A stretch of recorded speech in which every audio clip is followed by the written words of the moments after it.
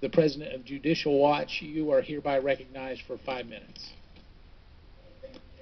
If you'll hit the red button. Clock button. Thank you. Thank you, Chairman Matos, and thank you, Mr. Connolly, for conducting this hearing.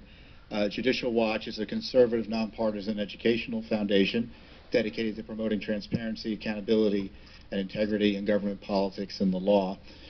Without a doubt, we're the most active Freedom of Information Act requester and litigator in the nation today. And it's no secret that Judicial Watch has had concerns over the years about the Clintons' ethics and respect for the rule of law. So it was with some skepticism we greeted promises by Hillary Clinton in 2008 and 2009 to conduct herself accordingly or appropriately with respect to the foundation as a condition of her being approved as Secretary of State with some skepticism. At the time, even CNN reported that Bill Clinton's complicated business interests could present future conflicts of interest that result in unneeded headaches for the incoming Commander-in-Chief. And to reassure President Obama and senators from both parties, Mrs. Clinton agreed to not participate personally and substantially in any particular matter involving specific parties in which the William Clinton Foundation is a party or represents a party. And additionally, the Clintons promised that the President's speeches and business activities would undergo a State Department ethics review, and that the Clinton Foundation would disclose its donors online and agree to significant restrictions on support from foreign governments, neither of which, to be fair, it wasn't required by law, but was contingent on her being confirmed by the Senate. We obviously had zero confidence that these promises would be kept, and began monitoring the ethics process and filed a Freedom of Information Act request in 2011 to see how that ethics process was being implemented. We were ignored for 2 years by the administration. We sued in 2013 and found something which wasn't terribly surprising to us, but still shocking, that former President Clinton gave 215 speeches and earned $48 million while his wife presided over U.S. foreign policy. Not one of those speeches was deemed a conflict of interest. That also included a consultancy with the controversial Clinton Foundation advisor Doug Band, who ran something called the Teneo Group.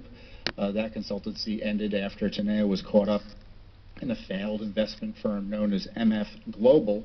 State Department legal advisors approved Bill Clinton's speeches in China, in Russia, Saudi Arabia, Egypt, the UAE, Panama, Turkey, Taiwan, India, the Cayman Islands, and other countries.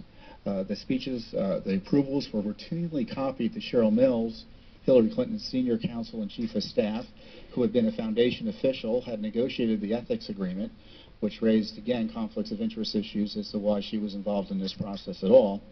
The documents also show that Mr. Clinton received a staggering sums from Saudi benefactors, specifically between $18 million and $50 million were raised from the Saudis during this time period. While Mrs. Clinton served as Secretary of State, Bill Clinton gave 2 speeches in Saudi Arabia, earning a total of $600,000. He spoke at the Global Business Forum in Riyadh, founded by the Saudi Investment Authority, and sponsored by the Dabag Group, a commercial colossus with close ties to the Saudi family. He received $300,000 for that speech. There was one deal that was turned aside, but the exception in many ways proves the rule that this ethics process was no more than a rubber stamp to allow Bill Clinton to raise money from foreign corporations, mostly controlled or too often controlled by foreign governments. Specifically also, the documents show that he was approved to speak to something called Renaissance Capital, which is a Russian government-linked firm that it turns out later was connected to the Uranium One issue. Again, approved without comment by the so-called ethics process in the State Department. And then we found the Clinton email server.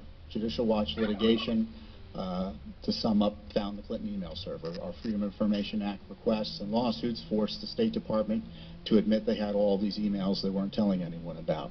And also, another employee of the State Department who was participating in this server was Yuma Abedin, who, according to testimony she gave to Judicial Watch, needed it to conduct the Clintons' personal and family business. And to be sure, documents that we uncovered later as a result of uncovering the Clinton email server, show the Clinton Foundation was in regular contact with Aberdeen and others in the State Department to get special favors and treatment for supporters and allies of the foundation. Specifically, for instance, Gilbert Shigori, who was asked to be put in touch with the State Department substance person on Lebanon. This was by Doug Bann, the Clinton Foundation official. Bann notes that Shigori is a key guy there, Lebanon, and to us, and insists that Aberdeen call Ambassador Jeffrey Feltman to connect them to Shigori. Shigori is a close friend of President Clinton, a top donor to the foundation. He appears near the top of the foundation's donors list, gave between $1 and $5 million to the foundation and pledged $1 billion to the Clinton Global Initiative. I don't know if he actually spent the money. He was convicted in 2000 in Switzerland on money laundering.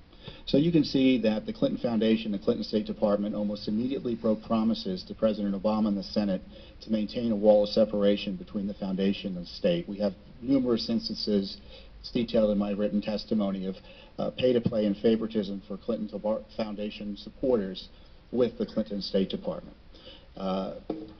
It's so bad that the Crown Prince of Bahrain couldn't get a meeting directly with Mrs. Clinton through the State Department, so he went through the Clinton Foundation to try to get the meeting.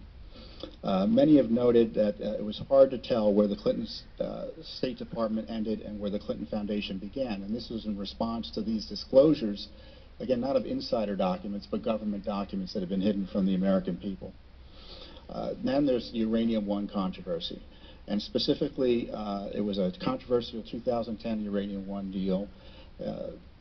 There were monies that were funneled into the Clinton Foundation by Uranium One interests, specifically Mr. Frank Giestra, and these monies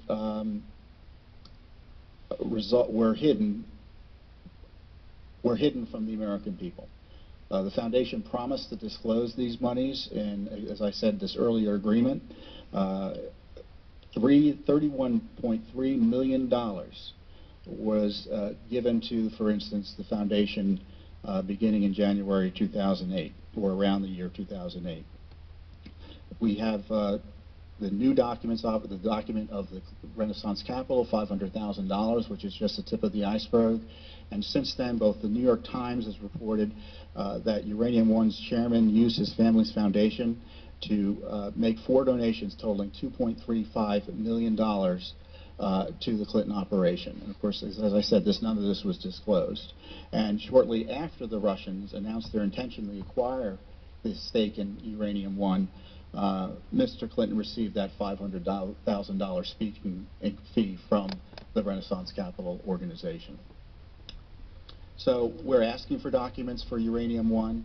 We're getting the proverbial hand to the face from the administration on this. It's unfortunate that even the Trump administration doesn't want to divulge the full truth about this, but there is enough evidence to warrant serious investigations of the Clinton Foundation, and there is evidence that, in addition to this, that the Clinton Foundation investigations that may have been taking place during the Obama administration were suppressed by the Justice Department.